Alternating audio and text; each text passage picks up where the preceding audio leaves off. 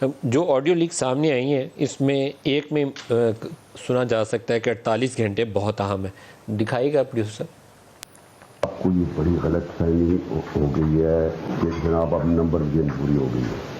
یہ نمبر ایسا ہے نہیں. ڈونٹ تھنک کہ اٹ از اوور بیکاز اب سے دیکھیے 48 hours is a long time. اس میں بڑی چیزیں ہو رہی ہیں. میں اپنی طرف سے کئی چالیں چل رہا ہوں جو ہم پبلک نہیں کر سکتے.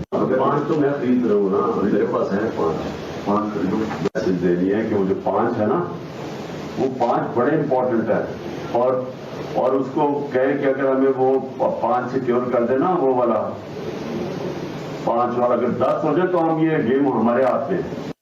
اس وقت قوم الارم ہوئی ہے, یعنی ہر کراس دا بورڈ لوگ چاہ رہے ہیں کسی طرح جیت جائیں. تو اس لیے کوئی فکر نہ کریں کہ یہ ٹھیک ہے یا غلط ہے. کوئی بھی حربہ ہو ایک بھی اگر کوئی توڑ دیتا ہے نا تو اس سے بھی بڑا فرق. یہ والا جو ہم نے آپ کو حصہ سنوایا ہے اس کے اندر ایٹ لیسٹ 3 مختلف جو ان کا آڈیو لیول ہے وہ ہم آئیڈینٹیفائی کر سکتے ہیں. اس سے ایک تو ظاہر میرا تاثر یہ ہے کہ یہ 20 24 مارچ 27 مارچ کے قریب دائم آئے اور 9 اپریل سے بہرحال پہلے جب ان کے خلاف عدم اعتماد آئی, نو کانفیڈنس کا ووٹ ہوا, یہ اس دوران کا کوئی سین ہے جس میں یہ چیزیں ڈسکس ہو رہی ہیں. اور یقیناً عمران خان ہی ڈسکس کر رہے ہیں کیونکہ اس وقت ان کے اتحادی ان کا ساتھ چھوڑتے جا رہے تھے اور بندے پوری کرنے کے لیے کوششیں ہو رہی تھیں.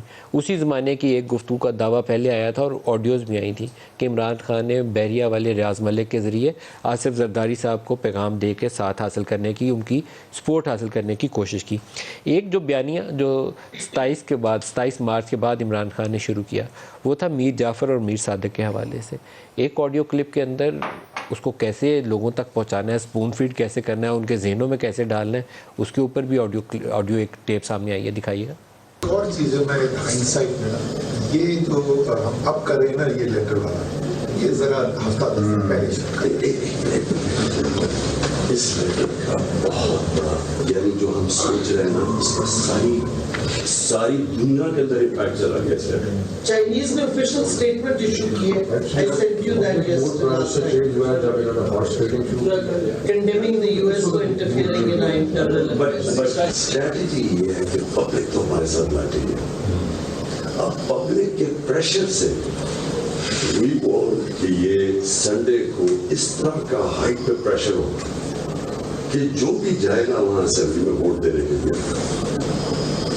اس کے یعنی وہ برانڈڈ ہو فار لائف. لیکن جو آج آپ نے برانڈ کرنا ہے نا میر جعفر اور میر صادق, دیکھو آپ لوگوں کو سپون فیڈ کرنا ہے. لوگوں کو آگے کیا ہے, مائنڈز آلریڈی فرٹائل گراؤنڈ بنی ہوئی ہے اس وقت کہ ان کو آپ فیڈ کرنے کے لیے.